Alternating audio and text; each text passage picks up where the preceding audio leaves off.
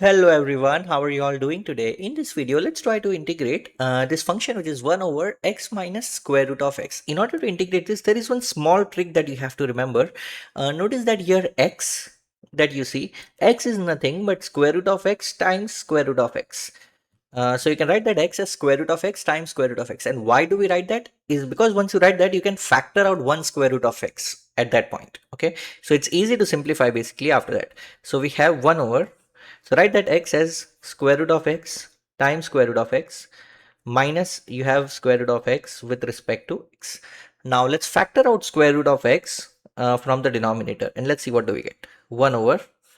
So we have square root of x. What will be left here is square root of x minus 1 with respect to x. Now you need a little bit of observation here at this point. The observation you need here is you have to remember that if you see square root of x, the differentiation of square root of x. So if you take derivative of square root of x, you have to know that it is 1 over 2 square root of x. How that helps us is if you end up putting this part is equal to u, square root of x minus 1, if you end up putting this as u, the differentiation of that part is 1 over 2 square root of x. 2 is not present over here, but there is square root of x already present. We'll easily manage that 2 somehow, but that square root of x is already present. So that tells me is we have to put square root of x minus 1 is equal to u. Now once you put that function is equal to u, differentiate both the sides with respect to x. So differentiation of square root of x with respect to x is 1 over 2 square root of x. Differentiation of 1 is 0 and differentiation of u with respect to x is du by dx. Okay, notice here carefully we need dx and there is square root of x in the denominator. So dx and square root of x, we have both of those. Just shift that dx on the left hand side over here. So then you would have dx divided by square root of x and shift that 2 on right hand side. So you have 2 times du.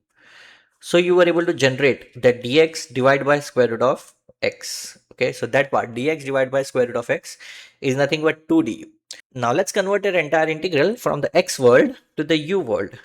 So your integral will become integral of, and note that this part is 1 over u because this part is u. So you have integral of 1 over u and 2 du because that dx divided by square root of x is 2 du. Okay, so this is the integral that we have in the u world. Now you can take 2 constant out of the integral, so we can take that 2 out. So we have 2 times integral of 1 over u with respect to u. Okay, now we have 2 times 1 over u. Integral of 1 over u is ln mod u plus constant of integration c. Okay, now we can make the replacement again. We know u is nothing but square root of x minus 1. So we'll convert it back to the x world, and this is nothing but the final result of the integral we are looking to solve. I hope that makes sense. If you want to master calculus, don't forget to hit that subscribe button. I do post math and calculus content every single day. I'll see you tomorrow.